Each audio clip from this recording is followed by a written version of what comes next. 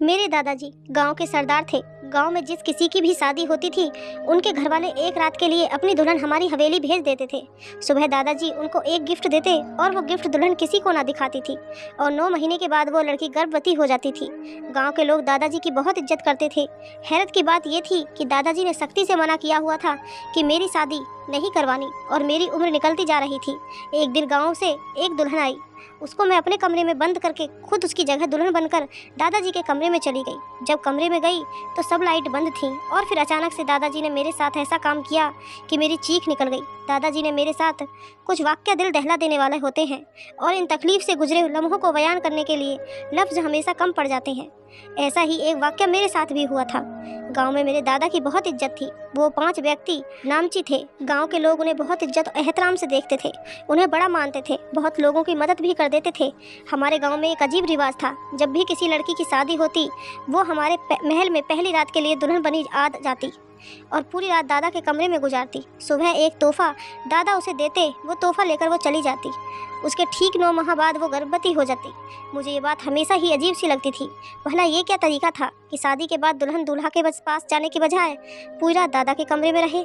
मैं जब से 12 साल की हुई थी यही देखती आ रही थी। पहल तो इन बातों की समझ नहीं थी, अब तो मेरी उम्र भी 25 तक पहुंच गई थी। मैंने बहुत बार अपनी अम्मी से ये बात जानने की कोशिश की लेकिन वो भी कुछ नहीं बताती थी। कहती तुम चुप रहो और खबरदार आइंदा ये बात पूछी भी तो। इस बार मेरी बचपन की सहेली की शादी थी। समरा और मेरी बहुत गहरी दोस्ती थी। अपनी शादी पर समरा बहुत घबराई हुई सी थी। अपनी मेहंदी के दिन उसकी रंगत उड़ी हुई थी। मैंने उसे छेड़ते हुए कहा, दूल्हे की संगत का सोचकर घबरा रही हो? मेरी बात पर वह फीकी सी मुस्कुराहट लिए वो मुझे देखने लगी। कहने लगी, नहीं, तुम्हारे दादा का सोचकर खौफजदा हूँ। सच बता नीलो, तेरे दादा नई नवेली दुल्हन को अपने कमरे में रात भर रखते क्यों हैं? मुझे तो अपने होने वाले शौहर और गाँव के बाकी लोगों की जहालत पर हैरत है। निगाह किसी से और रुखसती किसी और के कमरे में। समरा की बात सुनकर मुझे दुख तो हुआ। मैं उसकी बात पर सोचने लगी कि वो ठीक ही तो कह रही है। अगले रोज़ दुल्हन बनकर भी समरा के चेहरे पर रौनक नहीं थी। आंखों में खुशी की चमक के बजाय उदासी थी। रिवाज के मुताबिक वो भी रुखसत होकर दादा के कमरे में बैठ गई। न जाने क्यों, लेकिन इस बार तो मुझे नींद नहीं आ रही थी, क्योंकि मुझे ये जानना था कि आखिर ये लड़कियाँ दादा के कमरे में जाती क्यों हैं। जब सब अपने कमरों में सोने चले गए तो मैं उठकर अपने कमरे से बाहर निकली। मेरा कमरा ऊपर वाले पोर्शन में था और दादा का कमरा नीचे के पोर्शन में। रात के खूब अंधेरे में मैं चीज़ों को टटोल कर अंदाज़ा लगाकर धीरे धीरे नीचे उतरी। दादा के कमरे की लाइट जल रही थी, इसका मतलब वह जाग रहे थे। अजीब सी बात थी, दादा के कमरे की खिड़की भी हमेशा बंद रहती थी। ये कोशिश मैं पहले भी कई बार कर चुकी थी, लेकिन हर बार मुझे नाकामी का मुंह देखना पड़ता था। समरा मेरी बचपन की सहेली थी। हम साथ साथ स्कूल और कॉलेज तक इकट्ठे पढ़े थे। जब उसका रिश्ता तय हुआ उस वक्त मेरे लिए भी एक बहुत अच्छा रिश्ता आया था। मेरी वालिदी और वालिद भी इस रिश्ते पर रजामंद थे, लेकिन मेरे दादा ने साफ इनकार कर दिया कि नीलो की रिश्ता अभी नहीं करना। मुझे ये सुनकर हैरत भी हुई और अफसोस भी। हैरत इस बात पर कि लड़के और उसके घर वाले हर लिहाज से हमारे बराबर थे, तो फिर इनकार क्यों किया गया, और अफसोस इस बात पर कि मेरी सारी सहेलियों के रिश्ते तय हो चुके थे, मैं ही रह गई थी। मुझे इस रिश्ते के ना होने पर बहुत दुख हुआ था, क्योंकि इसमें ना कहने का कोई सवाल नहीं था, लेकिन दादा ने जाने क्यों साफ मना कर दे रहे थे।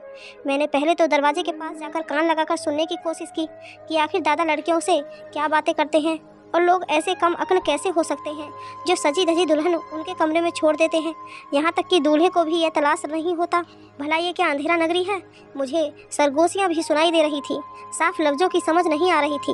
मैंने बड़ी कोशिश की कि मैं समझ पाऊँ कि वो क्या बातें कर रहे हैं, लेकिन मुझे एक लफ्ज़ भी समझ नहीं आया। फिर मैंने दरवाजे की नोक से देखा कि शायद मुझे कुछ नज़र आ जाए कि आखिर कमरे में हो क्या रहा है, तो सामने की दीवार की सफ़ेद रंग के अलावा कुछ भी नहीं दिखा। मैं जितनी कोशिश कर सकती थी मैंने कर ली, लेकिन आज भी मैं मायूस होकर अपने कमरे में लौटी थी। कमरे में आकर मुझे नींद नहीं आ रही थी। बार बार ये ख्याल आता रहा कि आखिर कमरे में क्या हो रहा है। मुझे याद आने लगा कि जब मैं छोटी थी तो मैं इसी तरह एक दुल्हन को दादा के कमरे में जाते हुए देख रही थी। मैंने अम्मी से पूछा कि अम्मी, क्या आप भी शादी के बाद दादाजी के कमरे में गई थी? अम्मी ने कहा, चुप बेशरम, मैं तो बहू हूँ, उनकी बिल्कुल बेटियों जैसी। अम्मी ने मुझे डांट दिया था। मैं उस वक्त 16 साल की थी। मुझे सोचा कि पूछूं दादाजी क्यों नई नवेली दुल्हन को अपने कमरे में लेकर जाते हैं। मैंने फिर अम्मी से कहा, तो दादा अंदर करते हो क्या है? मेरी बात पर उन्होंने एक थप्पड़ मेरे मुंह पर मारा। अम्मी ने कहा, आओ यहाँ से, तुम्हारी उम्र नहीं है इन सब बातों की। मैं रोने लगी कि ये क्या बात हुई। दादा की उम्र है ऐसी हरकतें करने की जो वो कर रहे हैं। बहरहाल मैं पूरी रात सो नहीं पाई थी। सुबह ही नीचे उतर गई। मेरी दोस्त कमरे से बाहर आई तो उसके हाथ में एक तोहफे का डिब्बा था। मैं फ़ौरन से समरा के पास आ गई, उसका हाथ पकड़ा और उसे अपने कमरे में ले गई। वो अब भी एक फैंसी कपड़े पहने हुई थी, लेकिन चुप चुप सी थी। मैंने उससे कहा कि समरा, दादा के कमरे में क्या था? दादा कमरे में करते क्या हैं? मेरी बात पर वो खाली खाली आंखों से मुझे देखने लगी। कहने लगी, मुझे मेरे पति लेने आ चुके हैं, मुझे जाना है, मेरा हाथ छोड़ दो। वो मुझसे अपना हाथ छुड़ाकर तेजी से मेरे कमरे से निकल गई। मुझे बड़ी हैरत हुई। ये तो मेरी दोस्त थी जो मुझसे कुछ नहीं छुपाती थी। हर बात समरा मुझसे ज़रूर करती थी, और जिस राज को मैं जानने के लिए इतने सालों से बेचैन थी, मुझे पूरी उम्मीद थी कि सुबह होते ही मुझे ये राज मालूम हो जाएगा। मुझे फिर से मायूसी हुई थी। मुझे समरा पर गुस्सा भी आने लगा कि अगर उसके साथ कुछ गलत भी हुआ है तो उसे बताना चाहिए था। मुझे अपने दादा इस वजह से काफ़ी अच्छे नहीं लग रहे थे। हालांकि उनका रवैया मुझसे बहुत स्नेह भरा था। चाचा की कोई औलाद नहीं थी और मैं भी अपने माँ बाप की इकलौती औलाद थी। मेरी अम्मी मुझे बताती हैं कि दादी के मौत पर उस वक्त हुई थी जब मेरे पिता और चाचा छोटे थे, लेकिन दादा ने दूसरी शादी नहीं की। अम्मी तो इस बात को ऐसे कह रही थी जैसे दादा ने दादी के नाम सारी उम्र गुजार दी हो। मुझे सुनकर ताज्जुब हुआ था। मैंने दिल में सोचा, अच्छा होता जो दूसरी शादी कर ही लेते। दूसरी शादी कम से कम उन्हें ये सब जुर्म तो ना करने देती जो हर नई नवेली दुल्हन के साथ ये करते हैं। मैंने भी दिल में पक्का इरादा कर लिया था कि समरा से सच उगलवा कर रहूंगी। चंद दिन के बाद मैं समरा के ससुराल पहुंच गई। उस वक्त वो बिल्कुल नॉर्मल सी थी। मुझे देखकर मुस्कुराकर गले मिली, अपने ससुराल में मेरा तारीफ करने लगी। उसका पति भी मुझसे खुश होकर मिला। मुझे उसके पति को देखकर कहीं से नहीं लग रहा था कि उसे अपनी दुल्हन एक रात दादा के पास भेजने से कोई ऐतराज़ या नाराज़गी थी। मैंने समरा से कहा, हम अकेले में बैठकर बातें कर सकते हैं? वो ये सुनकर कुछ दुविधा में पड़ गई, लेकिन मैं खुद ही उसे उसके कमरे का पूछने लगी। वो मुझे अपने कमरे में ले गई। जब मैंने दोबारा से समरा से वही सवाल दोहराया तो वो गुस्से में उखड़ गई। कहने लगी, मुझसे क्या पूछ रही हो? जाकर अपने दादा से पूछ लो। मैंने कहा, अगर तुम्हारे साथ कुछ गलत हुआ है तो तुम चुप क्यों हो? तुम्हें सबको बताना चाहिए। मेरी बात सुनकर वो चिल्लाकर बोली, मैं सिर्फ तुम्हारी वजह से चुप हूँ, समझी? अब निकलो मेरे घर से। और तुम्हें ज़्यादा ही जानने का शौक़ है तो किसी दिन खुद दुल्हन बनकर दादा के कमरे में बैठ जाना, सच पता चल जाएगा तुम्हें। वो बहुत ही ज़्यादा गुस्से में थी। मैं घर वापस लौट आई। पहले तो मुझे समरा के घर जाने पर बहुत अफसोस हुआ। मैं समरा के लिए दिली हमदर्दी महसूस करते हुए गई थी, लेकिन उसने मेरा जरा लिहाज नहीं किया था। क्या क्या मुझे नहीं सुनाया था। कुछ दिन तो मुझे समरा पर बहुत गुस्सा आता रहा, लेकिन फिर मैंने सोचा कि क्या हर्ज है कि मैं एक बार को दुल्हन बनकर दादा के कमरे में बैठ जाऊं। आखिर पता तो चले कि वो करते क्या हैं। ये सोच आते ही दूसरे ही लम्हे मैंने सिकन सी लेकर रह गई। तौबा तौबा, मैं भी क्या सोच रही हूँ। मैंने खुद ही अपनी सोच की जांच कर दी और उसके बाद मैंने इस मुद्दे पर सोचने से बचना शुरू कर दिया। उन्हीं दिनों मेरा एक और रिश्ता आ गया। वो रिश्ता भी हमारे मध्य मुकाबिल था, लेकिन दादाजी का वही इनकार अपनी जगह कायम था। अब तो मेरी बर्दाश्त जवाब देने लगी थी। मैंने अपनी अम्मी से कहा कि बहुत हो चुका आप लोग, क्यों दादा की हर बात चुपचाप मान लेते हैं? क्या मुझे यूं ही घर बैठा कर रखोगे? मेरी उम्र की सारी सहेलियां अपने घर की हो चुकी हैं और मैं अभी तक मायके की दहलीज पर बैठी हूँ दादा की वजह से। मेरी बात सुनकर मेरी माँ मुझे गुस्से से घूरने लगी। कहने लगी, बेशरम गैरत, बेच खाई है तूने जो खुद अपने मुंह से शादी के लिए कह रही है? यही अपनी जबान को दबा ले। अगर ये बात किसी मर्द ने सुनी तो खराब हो जाएगा कि लड़की होकर खुद से शादी की ख्वाहिश कर रही है। अम्मी ने मुझे दबे लफ्ज़ों में गुस्सा दिखाते हुए कहा ताकि उनकी आवाज़ कमरे से बाहर न चली जाए, लेकिन अम्मी की बात सुनकर मेरे तो बदन में आग सी लग गई। हाँ, अच्छे उसूल हैं आप लोगों के। मेरी उम्र गुजरी जा रही है, लेकिन किसी को मेरी शादी की फिक्र नहीं है, और अगर मैं अपने मुँह से बात कहूँ तो बहुत गलत हो जाती है। और वो दादा जब खुलेआम नई नवेली दुल्हन बनी लड़की के साथ रंगरलियां मनाते हैं, उस पर किसी को गलत नहीं लगता। मेरी बात सुनकर मेरी अम्मी ने उठकर मेरे मुंह पर एक जोरदार थप्पड़ मारा। कहने लगी, बहुत जवान चलने लगी है तुम्हारी। आइंदा अगर दादा के खिलाफ एक लफ्ज़ भी कहा तो तुम्हारे पापा को बता दूंगी, वो तुम्हें जिंदा नहीं छोड़ेंगे। मैं अपनी माँ की शक्ल देखती रह गई। अब तो मेरी जानने की इच्छा और भी बढ़ गई थी कि आखिर दादा ऐसा भी क्या नेक काम करते हैं नई नवेली दुल्हन के साथ, एक कमरे में रहते हुए, वो भी तन्हाई में, जो सबके दिल में उनकी इतनी इज्जत है कि कोई भी उनके किरदार पर शक नहीं करता। ना अपनी बीवी से उस रात की बात स्पष्ट करता है कि मेरे से निगाह होते हुए भी किसी गैर मर्द के साथ रात गुजार कर क्यों आई हो। कैसी अंधेर नगरी है कि ऐसा जहाँ घटिया रिवाज आम है, जो ये बेवकूफ़ इंसान इन्हें एक बार सोच कर समझकर अपनी इज्जत को रात भर के लिए उनके पास में भेज देते हैं। मुझे सब गांव वालों पर गुस्सा आने लगा था। इतनी आम सी बात भी उन्हें समझ नहीं आती कि जहाँ मर्द और औरत तनहा हो वहाँ तीसरा शैतान होता है। ये कैसे मुमकिन है कि एक जवान लड़की जो दुल्हन के रूप में सजी सवरी बैठी हो और एक मर्द चाहे वो उम्र के किसी भी हिस्से में हो उस दुल्हन को पूरी रात छुए भी ना। मेरी अकल दंग थी इस हालत पर। अब मुझे किसी नई शादी का इंतजार रहने लगा। मैं दिल में पक्का इरादा कर चुकी थी कि इस बार दुल्हन के बजाय दादा के कमरे में मैं जाऊंगी। 2 माह बाद एक लड़की की शादी का बुलावा आया था। दादा इस बार पहले से ज़्यादा खुश थे, यहाँ तक कि अपने बालों पर मेहंदी भी लगाई, निगाह में नया जोड़ा पहना, इत्र की खुशबू पहले से ज़्यादा लगाई। ये सब देखकर मेरा दिल नाराज़ हो गया था। जब मैंने दुल्हन को देखा तो मेरे होश उड़ गए। वो 16 साल की खूबसूरत हसीन लड़की थी, इतनी हसीन कि मैं देखकर दंग रह गई थी। वो लड़की बुरी तरह घबराई हुई और बदहवास सी थी। पहले उसे हमारे बड़े से लाउंज में बैठाया गया। मैंने किचन से बाहर निकलकर मेन स्विच ऑफ कर दिया। तैयार तो इस बार मैं भी बहुत अच्छे से हुई थी, इसलिए जैसे ही अंधेरा छा गया मैंने लाउंज में जाकर दुल्हन का हाथ पकड़ा और कहा कि मेरे साथ चलो। मैं उसे अपने कमरे में ले गई। मैंने जल्दी से उसका दुपट्टा उतारा और खुद पर ओढ़ लिया। अपना दुपट्टा उसे दिया और कहा कि तुम मेरे कमरे से बाहर मत निकलना। वो मुझे हैरत से देख रही थी। मैंने तो दुपट्टे से अपना घूंघट निकाला और नीचे जाकर दुल्हन की जगह पर बैठ गई। उसकी कुछ देर बाद ही किसी ने मेन स्विच ऑन कर दिया। सब परेशान थे कि मेन स्विच बंद किसने किया था। फिर मुझे दुल्हन समझकर दादा के कमरे में बिठा दिया। मेरा दिल न जाने क्यों खौफ से फड़फड़ा रहा था।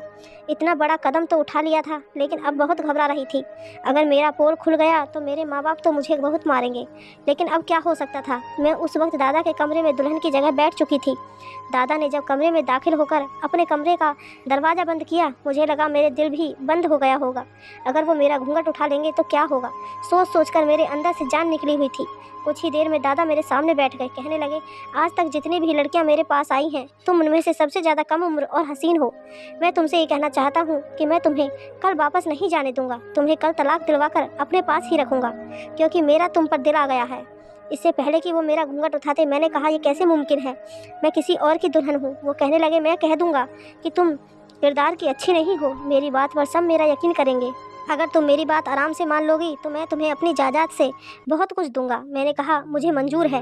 मुझे वैसे भी अपना पति पसंद नहीं है। मैं आपके साथ बहुत खुशी से रहना चाहूँगी, अगर आप मेरी एक शर्त मान लें। तो वो कहने लगे, जो कहोगी मैं ज़रूर पूरा करूँगा। मैंने कहा, आप मेरा घूंघट उठाएं बिना मुझे अपनी हर सच्चाई से आगाह कर दें तो मैं सारी ज़िंदगी आपकी दासी बनकर गुजार दूँगी। वो कहने लगे, ठीक है, तुम तो बहुत अच्छी हो जो मेरी बात खुशी से मानने को तैयार हो गई हो। सुबह ही मैं तुम्हारे बारे में गलत फहमी लोगों के दिलों में डाल दूंगा कि इस लड़की का किरदार अच्छा नहीं है। तुम्हारा पति तुम्हें छोड़ देगा और मैं कहूँगा कि मेरा दिल बहुत नरम है, इसलिए मैं इसे अपना लेता हूँ। मैंने कहा, अब आप मुझे ये बताइए, आपने कैसे लोगों को बेवकूफ़ बना लिया। मेरी बात पर वो हंसकर बोले, ये भोले भाले बेवकूफ़ गांव के लोग हैं। ऐसे ही किसी बात पर इन्हें गुमराह कर दो तो ये नस्ल दर नस्ल एक ही बात को बिना सोचे समझे किसी रिवाज की तरह अपनाए रखते हैं। फिर वो बोले कि वो शुरू से ही सबके दिलों में अपनी नेक नामी की धाक बिठा चुके थे।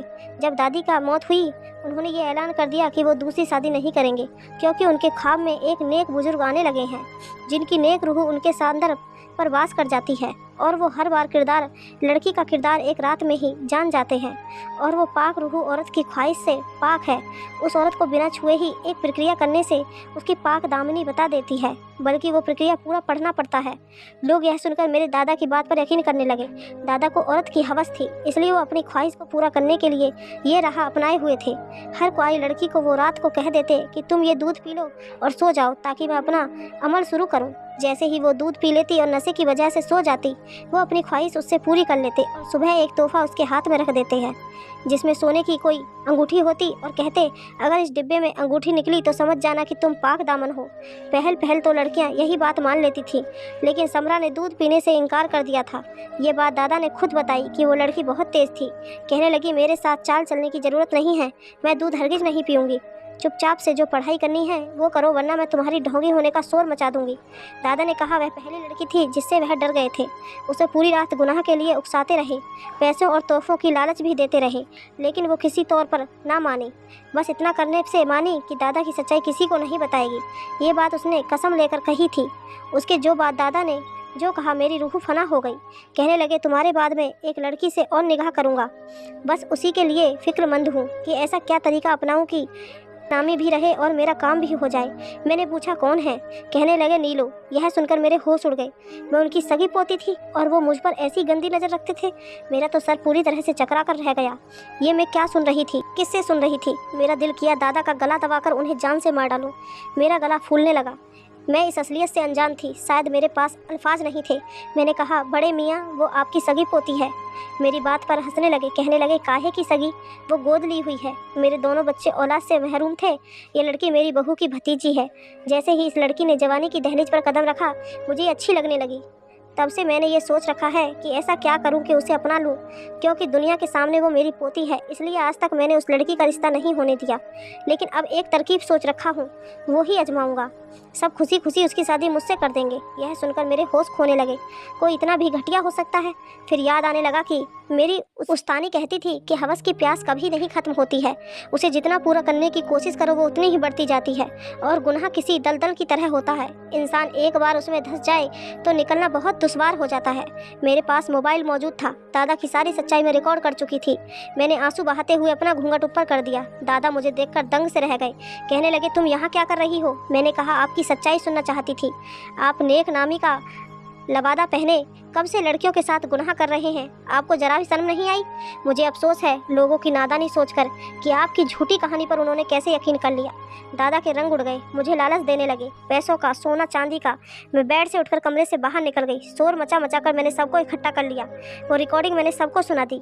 गाँव में भी ये बात आग की तरह फैल गई। दादा को सजाए मौत सुनाई गई। मुझे अपने किए पर जरा अफसोस नहीं था, क्योंकि मैंने एक गलत रस्म को ख़त्म किया था और लोगों को भी ये समझाने की कोशिश की थी, ऐसे किसी भी बातों में आकर अपनी बहन किरदार बेटी को किसी दरिंदे के सामने उसकी हवस का सामान ना बनाएं।